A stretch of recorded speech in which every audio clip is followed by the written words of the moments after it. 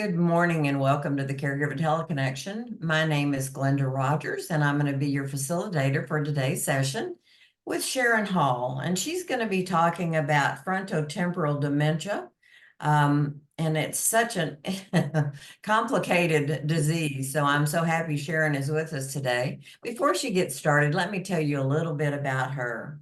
Sharon is a care partner to her husband who has FTD.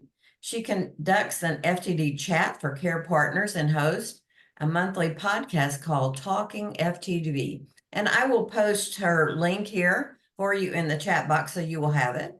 Sharon has provided thought leadership on Medicare webinars, spoke about FTD at the NIH Research Summit on Dementia Care and Services, is active in Georgia's Alzheimer's and related dementia state plan, serves on many boards and is a member of the Milken Alliance to Improve Dementia Care. Her goal is to make life better for FTD families and educate the public and professionals on FTD. Boy, you're busy, Sharon. I'm glad you took time to be with us today. Yeah, and don't forget that I'm a care partner too. Absolutely. I juggle a lot. Yeah. So go right ahead when you're ready. Hi, everybody. Thanks for coming today. We're going to talk about frontotemporal dementia. We're going to call it FTD because who wants to say that mouthful? And we're going to talk about what it is, what it isn't, and why that is important. On the bottom, you'll see that I am not a medical professional. I'm just a trained advocate and care partner. This presentation is for information only. I am not diagnosing anyone. That's up to you. Before we get started, I would like everyone to get in their mind either something that you identify as dementia, some word that you identify with dementia or some characteristic, or the picture of someone in your mind who has dementia. We're not talking about just dementia. Get a picture in your mind of that dementia person before we begin. And hold on to that because we're going to talk about it later too. Okay, here we go. What is FTD? These are some things that actual care partners of someone with FTD have said. And I'm not going to insult your intelligence by reading them all to you, but I do want to point out a few of them. One is the third one. Every time I try to explain how he doesn't care what I think or feel, I told them he is so much more arrogant and self-centered. I was told it was depression and midlife issues. That is not a diagnosis. A midlife issue is not a diagnosis. It doesn't exist. You either are presenting with something, there's no such thing as a midlife crisis. So that one I like to point out. The other one I like to point out is craving sweets, crackers, cheese uncontrollably with the inability to stop eating until the carton is empty. Always tired, staying up till 2 or 3 a.m., then sleeping to noon or later, not wanting to go outside, not wanting to be physically active. How did that not trigger something other than bipolar or depression? And everyone that gets an FTD diagnosis probably can relate very much to all of these. Not the person they used to be. And I always say if someone is not who they were, consider neurology before you go down that psychological path, because that can lead you in a rabbit hole that takes a long time to get out of. And you're listening to professionals who you believe in, and yet you're not getting the answers that feel right to you. So that's why I do these webinars, to let people know exactly what they're looking for. So let's go on. These are some basic facts about FTD. It is the leading cause of dementia under the age of 60. It can be diagnosed from the 20s, ta-da, to the 80s. But the average age, that little sweet spot, is usually between 45 and 60. Part of that is because these things creep up slowly. Something happens and you go, what did you say? And you let it go. It was a bad day for them, whatever, you let it go. So it has been said that these symptoms can appear 15 or 20 years before we actually are going, oh my gosh, something's wrong. So they creep up kind of slowly. And I think that's why it gets into that 45 to 60. We have many people diagnosed in their 20s. It's not uncommon. And as we go on, you'll see why that's such a devastating thing. Memory loss is not a primary symptom of FTD. Wow. Everybody thinks memory loss when they think dementia. I bet you when I asked you to think about a word or something in the beginning, a lot of you said memory loss. Not here. It will initially present as a personality change. We're going to talk about what that is. Behavior, we're going to talk about what that is. Speech issues or movement disorders. And the problem is that it takes about 4 years and 5 providers to get to the bottom of this diagnosis. And the reason for that is primary care physicians only see 0 to 2 people with FTD in their entire career. A neurologist who is not a cognitive neurologist will only see 5 to 10 in their entire career. So it's usually diagnosed by a cognitive neurologist and or a neuropsychologist, usually at a teaching center that has a dementia section to it. They usually will know FTD better. So that's usually where it is most accurately diagnosed. It is progressive and fatal, neurodegenerative disease. The life expectancy, the average is 4 to 8 years. And I say average because there are people that 6 months after being diagnosed pass away. There are people that live with FTD for 20 years. So there's a big range, but the average is about 4 to 8 years. I have found this is not scientific, but as far as I can see in my many years of doing this, people that are younger seem to be at the lower end of that spectrum, and people that are older are at the higher end of that spectrum. So that's just an observation by me, but all of these basic facts actually came from Dr. Bove at Mayo Clinic, and he's an expert in FTD. There's several of them around the country. Usually a teaching hospital will have someone that knows FTD if you're looking for a diagnosis. We're going to go on and talk about what the different phases or different types of FTD are. And there's more than one presentation of FTD. You can have behavior, you can have language, you can have motor issues, or even a combination of those. And a lot of that depends on where you are in the progression, because a lot of people are not diagnosed in the early stages because you put things off, and we'll see why you put them off. I'm going to talk about the most prevalent form of FTD first, and that's behavior variant. Now look at these symptoms. I don't think there's one of them that screams dementia. Somebody is apathetic. Well, maybe they're getting near the end of their work career and they just don't give a holy Moses about what they're doing at work. Maybe they're going through jobs. They're blaming their supervisor. Oh, he didn't like me. We had a new supervisor. He didn't like me. So I had to quit or I got fired. That's a big one. I got fired.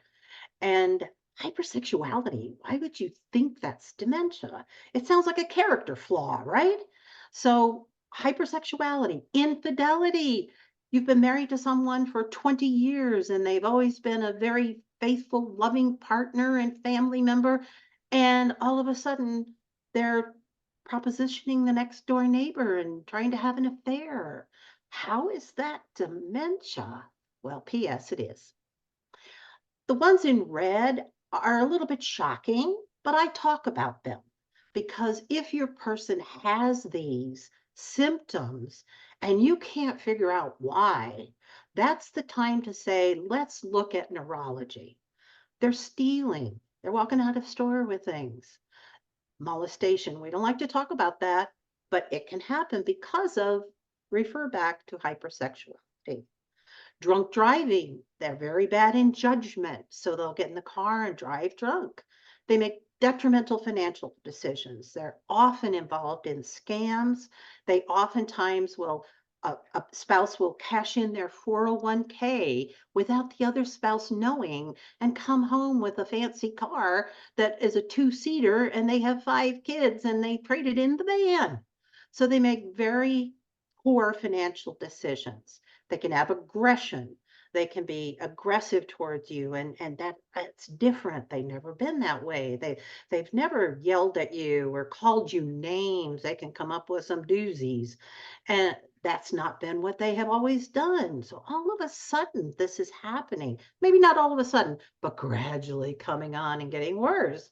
And that's when we put the red flag up.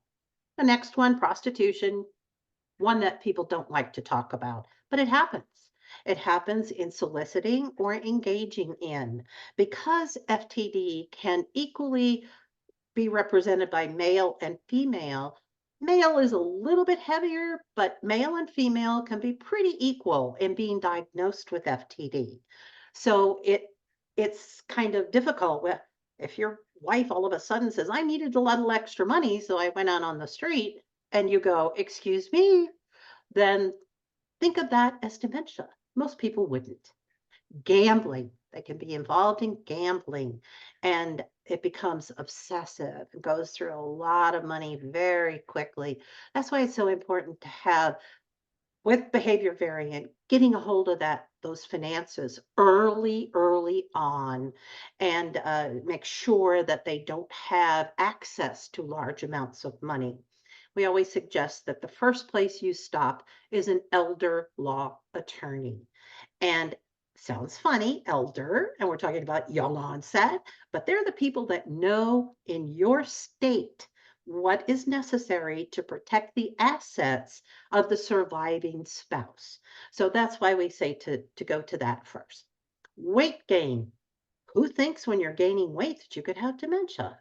And most of that is because you're overeating sweets and carbs. Remember back to that person that said they couldn't stop eating sweets, carbs, cheese. The box had to be gone.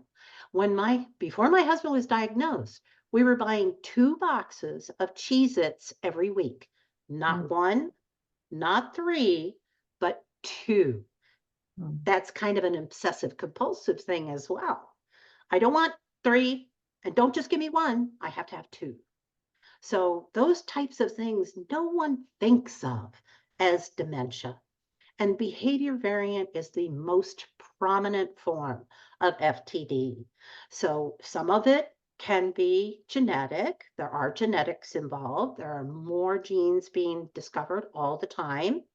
Uh, so it can be, but a lot of behavior variant is what they consider spontaneous. They don't have any reason for that.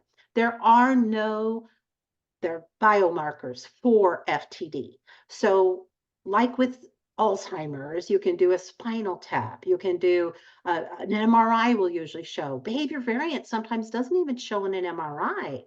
It might show in a PET scan, but a lot of insurance companies, let's remember the ages of the people we're dealing with, they're not on Medicare, and the insurance company won't approve a PET scan. So they're left with this normal MRI, but they're not normal to us. A lot of times that can be picked up in a complete neuropsychological test. That's very important for behavior variant because it will show that lack of lack of judgment. It will show that lack of being able to do things in a process, that executive functioning, they call it. You know, they have all these big words for things, but you got to get down to the basics. And that's what this slide is about, the basics. And a lot of times these are not talked about. You'll hear people say, oh, well, behavior variant, they had behavior. What's behavior?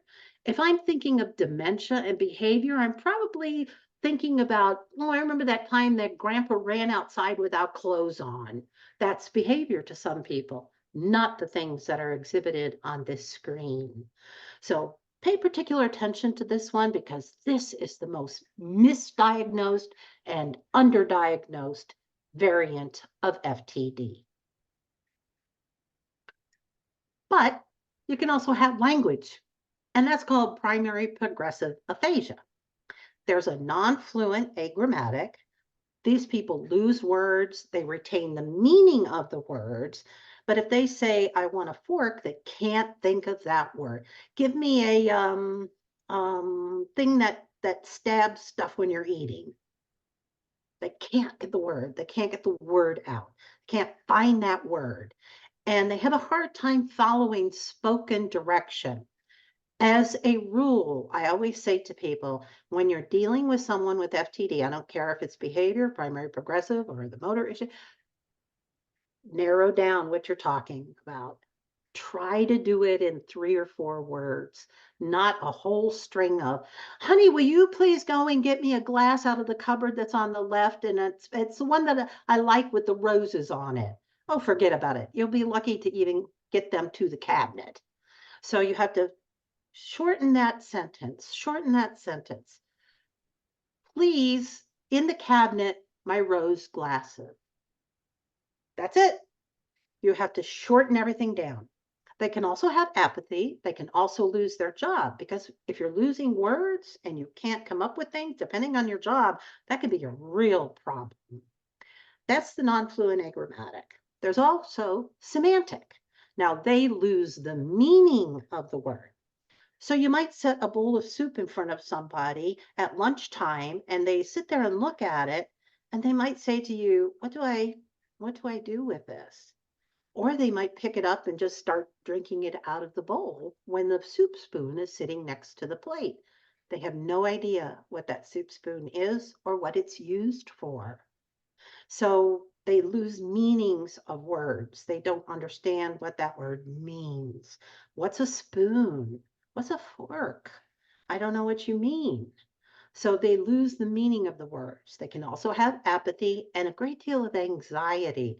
Think about if you don't know what this is on your plate and you're trying to figure it out, that can be very anxiety producing. So people with semantic show a great deal of anxiety and they misname objects. They'll say, could I have a shovel? They mean a spoon. So they misuse words as well. On the bottom here is someone who is talking about their person. He was losing the ability to use language. He had a traumatic brain injury, and symptoms could be attributed to that, except the loss of language.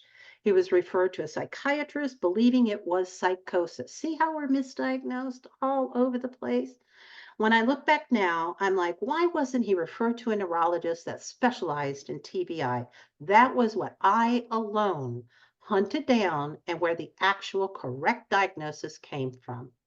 Dr. Bruce Miller at the University of California, San Francisco, says that a majority of the people that he sees and diagnose with FTD are referred by the spouse or the family because they've gotten these diagnoses, which ranges from schizophrenia to bipolar to depression, all sorts of things that have nothing to do with FTD.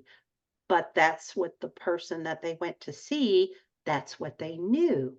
And the problem is in medical schools, they don't get a lot of education on dementia as a whole, and certainly not FTD, because if you're becoming a primary physician and you're going to see 0 to 2 in your entire career, why am I going to bother to learn that?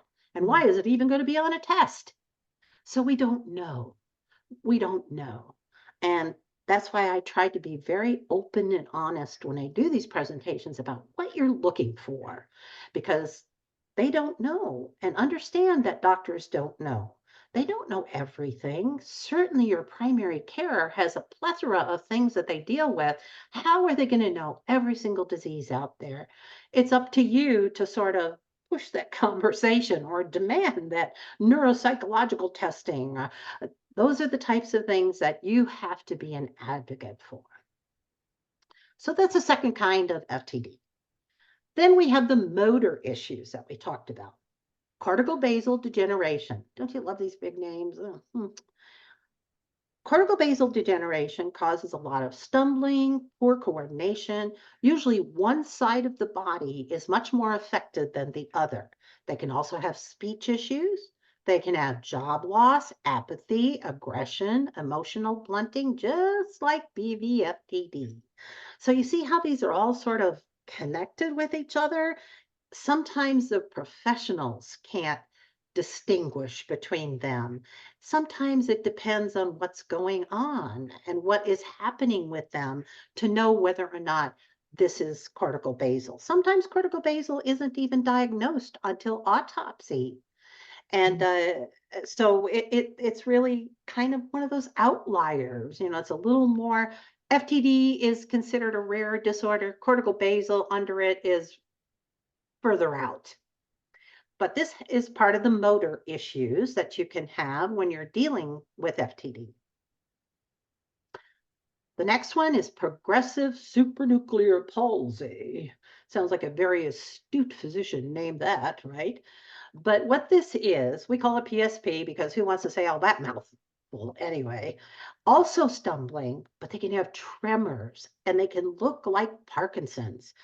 Oftentimes, these people are diagnosed with Parkinson's first, but there are some things that look particularly like progressive supranuclear palsy. Part of it is that they have the behaviors of BVFTD, but they also have a eye movement disorder. They have trouble looking up and down and side to side. It's one of the sort of primary things that a good neurologist or a cognitive neurologist will be looking for if they're considering progressive supranuclear palsy. Again, sometimes this is diagnosed after the BVFTD diagnosis because they also have that aggression. They can also have emotional outbursts of either laughing or crying unexpectedly over, what are you laughing at? Or you're at a funeral and they're laughing. So a very unexpected emotional outbursts, which are sometimes inappropriate and unexpected. Another thing that's very characteristic of progressive supranuclear palsy is falling backwards. Usually when people fall, how do they fall? They kind of fall forwards or on their side. They have a tendency to fall backwards. So that's a very outstanding characteristic of progressive supranuclear palsy. This one's going to shock you. BVFTD and ALS, Lou Gehrig's disease. 40% of people with ALS will also have behavior variant FTD. Sometimes the behavior variant is diagnosed first and then the ALS. Sometimes the ALS first and then the behavior variant. But if it's ALS first, if you're first diagnosed with ALS, don't you think you would kind of have job loss and lack of empathy and apathy? Because this is really a devastating diagnosis that most people know about because of the Ice Bucket Challenge. Most people know what ALS is and they know how devastating it can be and how quickly a person can progress. So obviously you might attribute those FTD symptoms of behavior variant with the fact that I have been diagnosed with this fatal disease, not that BVFTD isn't, because it's also fatal. There are no treatments, no cures. But you're in this bucket of people that have a very shortened lifespan. And in that situation, you can always put off what is happening on the behavior variant FTD side, because it kind of makes sense that if I'm diagnosed with this very terminal illness, that I'm just not very happy. And I might be going, you know what? I don't care what I do. I'm going to do what I do because I've got a really short lifespan. So you can see how sometimes that FTD is kind of overlooked when ALS is in the picture as well. But they do have more balance issues, obviously, and swallowing issues, and also breathing issues that are not as prevalent in BVFTD. But I always say to people, at the end of any dementia, it kind of all looks the same at the end. Now, one thing about behavior variant or all FTDs is that the person looks so healthy. They're young, they're vibrant, they can carry on a conversation, especially early on. You'll hear over and over again, well, they look fine to me, but they don't know about these things that none of us talk about, like the infidelity or the gambling or spending money. We're not going to share that with our neighbors, but it's there. Only we know it, but they see the person that is outgoing, talking, doesn't seem to be anything wrong with them at all.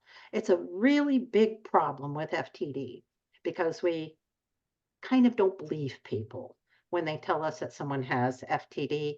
It's one of the kind of the cross we bear as people that are involved with them on a daily basis. We know what's going on behind the scenes.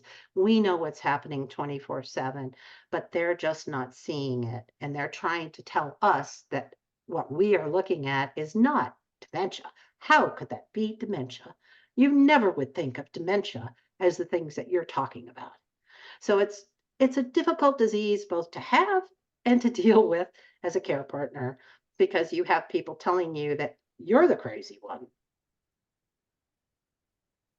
Young onset dementia as a whole is overwhelming. Frontotemporal is the leading cause, but you can also have young onset Alzheimer's or Lewy body or vascular. It's a very rapidly growing diagnosis of young onset dementias of all types. Blue Cross Blue Shield did a survey and it raised the diagnosis of dementia was raised by 300% in a 3-year period that they looked at their claims. That's astounding. That is astounding. Part of that is because we're getting better at it. Hopefully, part of it is because people attend things like this and go, oh my gosh, I think my husband has FTD, or I think my Aunt Susan definitely has FTD. So, part of that is that people are becoming more educated, but there you go. It's a very underserved community. A third of the people with young onset have children under the age of 18. Many have babies. When they're in their earlier years and become diagnosed, they have small children. My friend Amy Johnson, her husband has passed, but she was on the 60 Minutes, if you happen to see that many years ago, about FTD. She had 4 children under the age of 7. The youngest was 9 months old when he was diagnosed. They had spent over a year in marriage counseling, as many of us did, thinking that something was wrong with the marriage. He was fired from his job where she also worked. Imagine that. He was fired for stalking an employee. Imagine that, having to go to work every day. And this is what happened. This is why your husband, you know, it went through the rumor mill. You know, you just are devastated by this, and it's taking you forever to find out what it really is. The statistics are that overall, they estimate about 119 per 100,000 population do have young onset dementia, and that amounts to about 3.9 million worldwide. So this is not a tiny little problem. And they keep saying it's a rare disease. Hooey. I think it's so underdiagnosed and misdiagnosed that the numbers are far greater than the 60,000 that are put out there as a statistic of how many people have FTD. As I said, a third have young children under the age of 18 and they have no health insurance. When you're 45 years old, how do you get your health insurance? Your job. When you lose your job, what do you have? No insurance. And if you apply for Social Security disability, you have to wait 5 months to get benefits, and you don't get Medicare for 2 full years. That means that for 2 years, you either have to COBRA if you were not terminated from your job, because then you can't even COBRA, or your spouse has to continue to work to keep you under insurance, or you have to go to the ACA. It's a very huge problem. That 2-year wait for Medicare, I have feverishly worked on getting that eliminated for almost 9 years. Government doesn't work quickly. There is more recognition of young onset dementia now, and we're hoping that some partnerships that have been created will be able to delete that 2-year wait for Medicare and the 5-month wait for benefits, because now you've got a wage earner. Everybody has a majority of people, both spouses are working, and now you've cut down to one income. So it's really a financial burden. Young onset costs, especially FTD, FTD has a cost of twice that of Alzheimer's. It's estimated that Alzheimer's can cost a family $60,000 a year. With FTD, it's $120,000. Imagine that. You're 45 years old. How long have you been putting into your 401k? How big is it? Is it over $1 million already? What if you're 30? Maybe you haven't even contributed to the 401k because you were saving to buy a house and you couldn't afford to put anything aside. Those are things that happen with young onset in general, and particularly with FTD, because it is the most prominent young onset. Care is very difficult and very expensive. If you can find a place that will take someone with FTD, unfortunately, they're young. The population in a memory care is a generation older, at least a generation older. And they don't fit in. They're physically able. They're walking around. They're talking. They are not what you envision maybe in the beginning when we talked about, think about what a dementia person looks like. But you didn't envision somebody walking around, somebody knowing exactly what they're saying. And that's not what you picture. You picture grandma in a wheelchair who doesn't know her family. And that's not what they're looking for in memory care. They call it memory care. I have a real issue with memory care because we are not about memory. Many of our people don't have short-term memory loss until mid-stage. So early on, there's no memory loss. Maybe mid-stage, you have some short-term memory loss. So this is very, very different. This is how you can reach me. And now I would like to hear some questions or comments. I wanted to leave plenty of time for that. Well, let me start off with, I have a question, Sharon. How long has your husband been diagnosed? We are in year 9. Oh, And goodness. my husband's mother was diagnosed with what used to be called Pick's disease. Hmm. Pick's disease still exists, but cannot be officially diagnosed until autopsy because there are Pick bodies in the brain. Hmm. So that can only be diagnosed, but now we call that behavior variant FTD. And she Hmm. was diagnosed very early in the late 80s, early 90s. And that was unheard of at that point in time. So she must have really had a lot of behavior happening. Yeah, for So sure. it was, yeah. So that we think it's genetic, but he does not test for any of the genes that are currently known for FTD. Hmm. Interesting. Go Interesting. Thank figure. you. Christy asked early on, is FTD mistaken for early onset dementia? Okay, let's talk about that. Dementia is not a diagnosis. Hmm. Dementia is an umbrella term, and there are well over 100 things that can cause dementia. You can go into the hospital and go under general anesthesia, get back to your room. You don't know where you are. You don't know who you are. You don't know why they're touching you. You don't know why all these things are in your arm. That can be considered as delirium and under the dementia umbrella. What we really talk about when we're talking about the things that we think of as dementia, like Alzheimer's, vascular, Lewy body, FTD, what we're thinking of there are neurodegenerative diseases. No one in history has survived a neurodegenerative disease. Yeah. Let that sink in. Let Mhm. it sink in. So this is very different.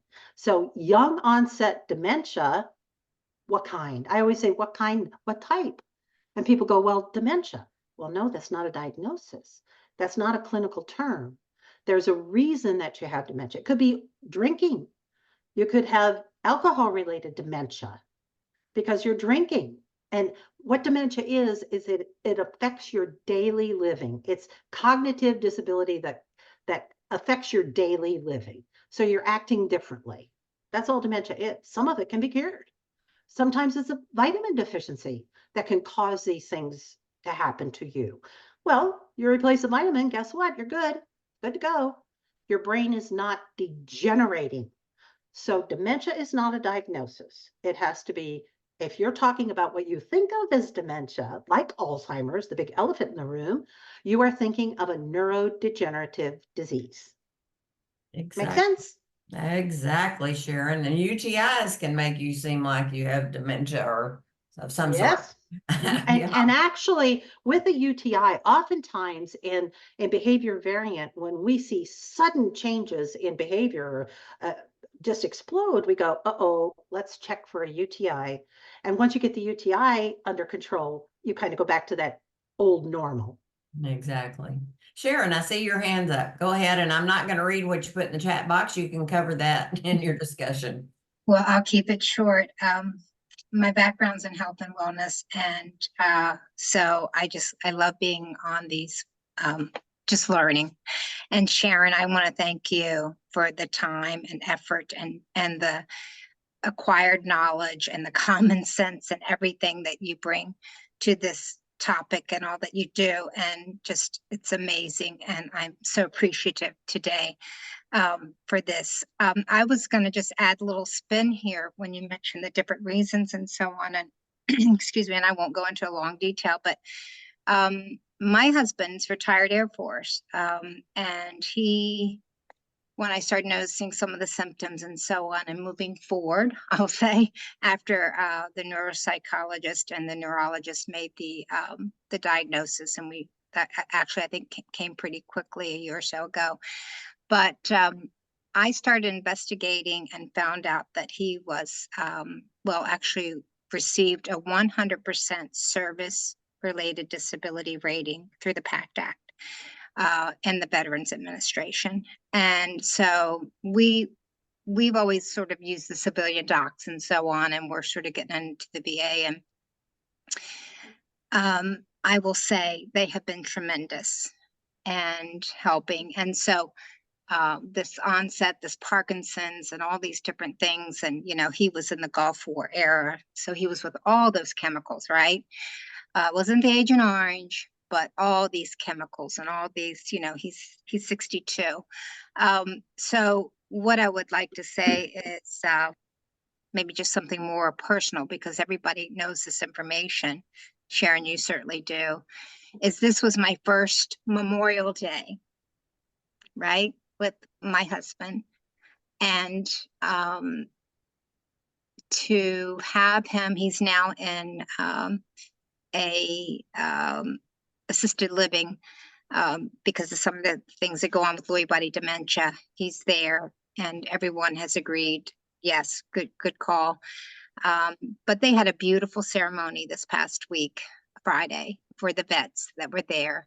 And I will end with this. So, when they do the Memorial Day thing and they do all the different services, and they say, if you're in the Air Force, stand up when they sing this song. If you're in the Army, stand up and sing this song. And Sharon, it was just very interesting from last year sitting in our home when he was, quite probably well into year 5 or so, get up and stand up, just him and I at home that day. And then this past Friday, fast forward 1 year, I had to help him stand to his feet. And that was bittersweet. You're grateful he's still standing. And then you see this, and people think that it's it's a fast roll, but for care partners, you look back and you see where they're at now and different things, and it's not always such a slow roll. You saw it coming, but it seems to other people. But I just thought I would share that his diagnosis came, and the Veterans Administration has been amazing. So that's all I'll say. I didn't mean to go on, but I just want to thank you again for bringing this today. I appreciate the connection. Thank you very much, Sharon. I appreciate that you share my name. And VA also does have some very good programs, both for care partners and for people living with any type of disability through VA. And even if you did not have a disability through VA, they still have some very important programs for you. So if your person has served in the service, look into that, because VA does have some very good resources for you. Thank you so much. Both Sharons, thank you so much. Does anyone else have a question? Let's see. Yes, they do. And it does not hurt to look, Sharon says, and I agree with you. Any resource that you can find, research it, see what's out there to help. Anyone else have a question or a comment? You can just unmute your microphone and I'll call on you and we'll have you join the conversation. No. Oh, somebody has to have something. Somebody's got to have a question, right, Sharon? We can't know it all. No. Teach guess- me something. Teach me. I guess I could share something. This is Javi Martinez. Please go ahead. Mother had, and I'm one of the caregiver specialists with WellMed Charitable Foundation. But when my mother had symptoms, I know we were amazed, and that's because I work in this, that we went to a neurologist. And there's guys there, Sharon, that fell off a ladder putting up Christmas lights, and guys that had a motorcycle accident, and I mean, all these people that had nothing to do with what's going on with my mother. So who do we go to when a quote unquote neurologist that's seeing all these other things probably doesn't know as much as I would like for them to know about what's going on with my aging mother? That's true. And usually the best place to go is a teaching hospital if you have one near you, like a Mayo or University of Texas. They're all over where they have a memory disorders clinic or an Alzheimer's clinic. Usually there will be somebody that knows FTD. If that fails you and you live in an area where it's way too far to go, there is a company called Synapticure, and I'll put it in the chat. They have been around a few years now, and they have now taken on dementia. Here, I can't type and talk at the same time. Let me ask you a question while you're typing, Sharon. Javi, are you in the San Antonio area? No, I'm in the Javi, Atlanta area. The gentleman that was asking the question. Oh, uh-huh. Okay. Well, I do know from previous sessions that there is a center in the San Antonio area, just as you said, connected with a teaching hospital. And I can't come up with the name of it right now, but I will look for that and put it in a follow-up information. I put Synapticure. I could not unmute. No, I am in deep South Texas. Oh, okay. I cover, I've encountered it with the patients that I deal with as a caregiver specialist. Gotcha. I cover Florida and the Dallas-Fort Worth area, so that's what I'm interested in as well. Oh, okay. Well, I see there that Minerva has put in there, it's the Biggs Institute in San Antonio with UT Health. Yeah. Those people have filled in my memory loss. Thank you so much. Thank you. But that's helpful to refer people to in South Texas because it's probably the closest that they will find if they're able to make the trip. And you always will know that they know FTD if they are an all FTD center. And you can go in and look, you can Google all FTD, which is a longitudinal study for people with FTD. And if they have an all FTD research there, they definitely know FTD. So that's another way to find a good location. Yeah. But Synapticure is excellent. They sort of encompass the whole family. They have care people that will call you and say, what do you need? They have an excellent insurance person. So if you are in a desert of places to get diagnosed, that is a good place to go and find out where they would suggest you get a physical diagnosis. But they're very, very good. They can follow you. They will work with your local providers. They don't substitute your local provider. So it's a very good resource if you need to look into that. Right. I see Linda has her hand up. Hi, I was gonna say that I was researching this. My mother passed of Lewy body dementia. And I listened to Tam Cummings. Have you ever heard of her? Absolutely. She's fantastic to listen to. Absolutely, Linda. Thank you for that. Tam's with us every other month now, and I'm so grateful to be able to work with her in those calls here. Others put down UT Southwestern in Dallas is a center of excellence, caring for caregiver, UT Health. A lot of these are Texas. That's where the caregiver teleconnection comes to you from. How do I put my hand? Diana, go ahead and unmute your, excuse me, microphone, Okay, and we will be able to call you that way. yeah, I did. Okay, gotcha. Yeah, I did. I just I can't find where to put the hand. It's all right. Go ahead. No, I've been helping with my sister with my brother-in-law the past 3-4 years, and he has FTD, and he was diagnosed with it. One of your symptoms, you said, where it's the eating and gaining weight. With him, it was eating, and he lost over 40 pounds because the Oh. food was going straight through him. Yeah, And they had that- to work with medication. They had to, he's over 6 foot tall and he dropped down to 150 pounds. I mean, trying to get the food back on. And part of the problem, he was going to not a neurologist, not one of the neuro doctors you mentioned, but another one. And the guy kept making the appointment with his PA. The PA was misdiagnosis and wouldn't pass it up. It took my daughter, who was in hospital system, to get with the insurance, straighten it out with the insurance, get him to get the legal right to understand the legal right for my sister to help him get a second diagnosis. This took 3-4 years. It was ridiculous. Mm. Yeah.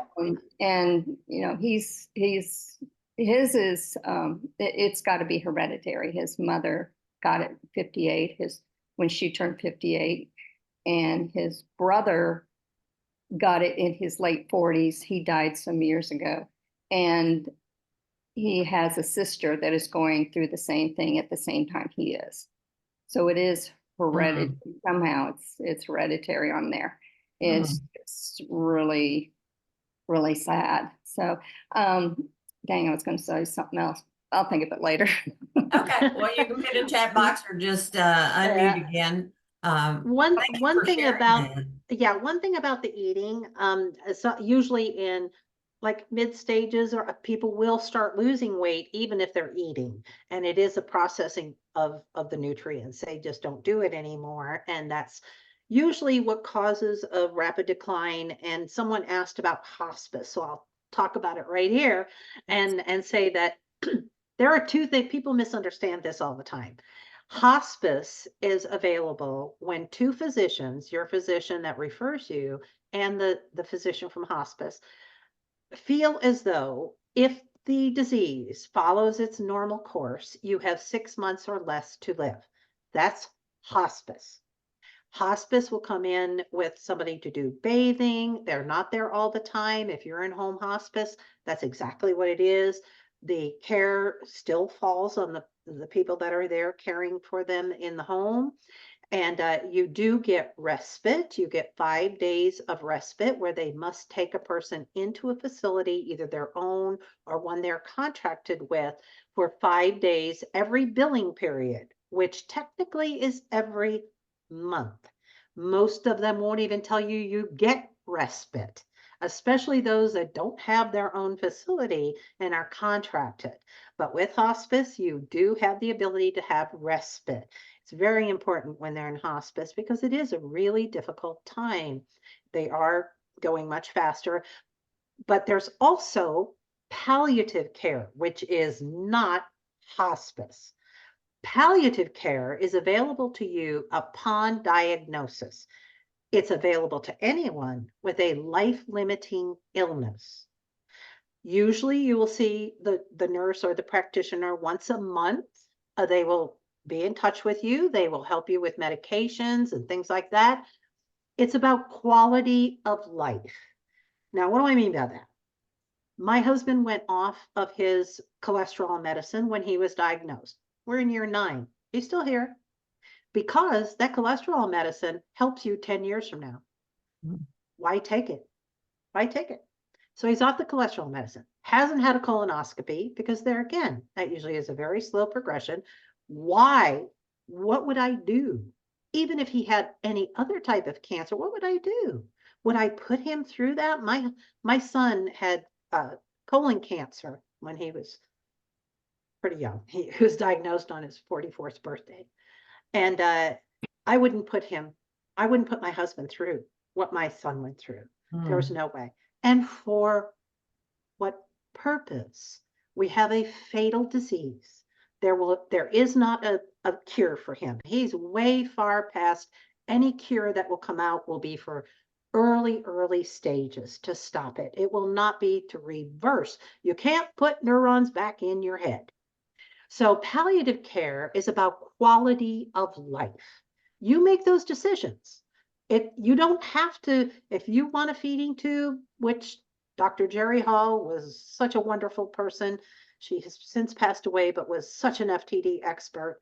And she always said that a feeding tube causes more harm than good. It causes more pain. So it's a personal decision. If you feel it's doing well, that's your decision. Those are your decisions. But with palliative care, they help you understand those decisions, and you are available to have that from diagnosis. And you can go to getpalliativecare.org, and you will see where you can find palliative care in your area. It also has a referral, just like hospice, from your physician.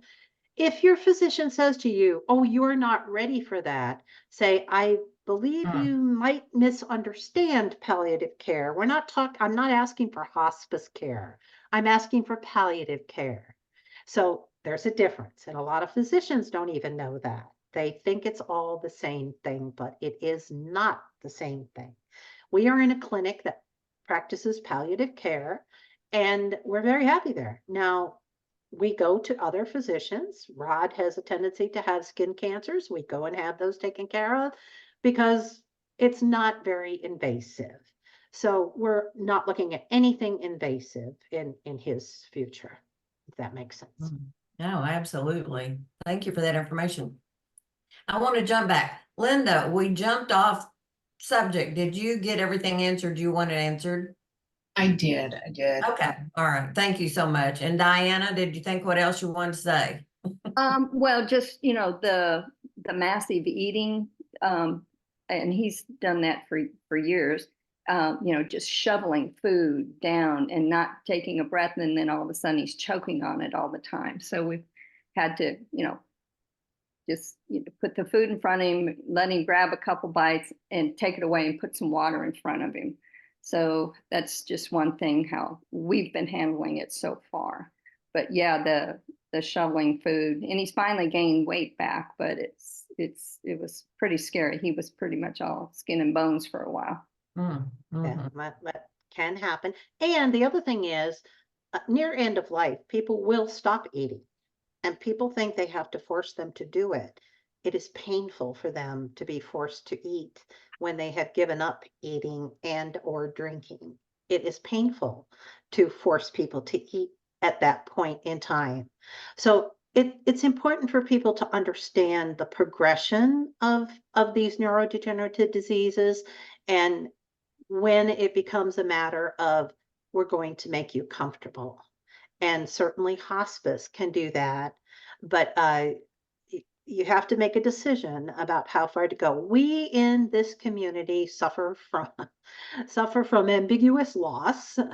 Good old Pauline Boss named it, and she also has a book called Loving Someone Who Has Dementia. And that was very helpful for me because it helped me to put what I was seeing into the FTD bucket and not say, are you just being a jerk? Because when we were diagnosed, I thought, you've turned into a jerk and I'm leaving. I mean, I was like 2 months away from divorce, and that helped me get over that hump. And now everything is FTD. I can't tell. Like I say, his eyes don't change color if he's just being a jerk, or if it's the FTD exhibiting itself. The eyes don't change color. How am I supposed to know? So I just say it's FTD. And guess what? I live a much calmer life. Yeah. Anyone else? Question, comment? Here's the survey has just popped up for you. you can just do that while we continue talking. I'm gonna tell you a little bit while we're doing that about what's coming up on the Caregiver Teleconnection. We're at the end of May. Hard to imagine this is the last session for May, but the June calendar is out. I'll be back with you on Wednesday, June the 5th, talking with Dr. Jamie Heisman. He's going to be talking about caregiving is not a cookie cutter process. Difficult situations. Interesting. Oh, I see that we do have someone that has their hand up. Jim, go ahead. Good morning. Thank you. Good morning. I just wanted to share my wife has FTD, the primary progressive aphasia variant. She was diagnosed about 4 years ago.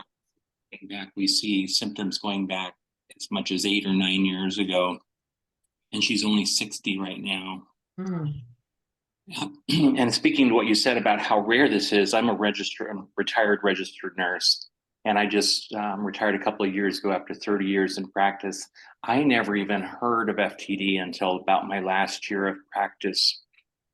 And even then it was just incidental, seeing people in the hospital who'd been diagnosed. I never had any formal training with that. So when she started having trouble with communication, I had no idea what it was. I was kind of frightened because my mother also has Alzheimer's disease, and I was wondering if it was in that realm, but it was so, like you say, so subtle starting off. And then when my children and I started telling her, hey, you're really having a lot of trouble with talking, and try to encourage her to go to the doctor, she refused to go for about 3 or 4 years. She said, you guys are just making fun of me. And then finally she got to a point she recognized it, and she became pretty frightened and said, you need to help me find out what this is. Surprisingly, our primary physician on the very first visit said, this looks like aphasia, and ordered all the tests. And then we were able to get the diagnosis in the following year, but it is so subtle. So I think for a lot of people, that's the hardest stage, is just starting somewhere. And then you're absolutely right about the rabbit hole of being misdiagnosed and having trouble diagnosing. And even then it's kind of anticlimactic. I'll just leave it with that. You're diagnosed and all of a sudden you're told, well, there is no cure. There is no treatment. In my wife's case, if it weren't for a wonderful psychiatrist who is very diligent to help us manage her behaviors that go along with this, because there's a lot of behavioral manifestation with her as well, our quality of life would be so much worse. So just if you see something going on and you haven't been diagnosed, please be persistent and try to get to a place where you get answers. Exactly. And you hear from a medical professional, never heard anything of FTD. We hear that all the time. I've never heard of FTD. I recently did I was on a panel here in Georgia for therapists. So all the way from licensed therapists to PhDs doing therapy. And I talked about FTD. And they came back and said, oh my goodness, tell us more. We had no idea, because oftentimes that's where we start.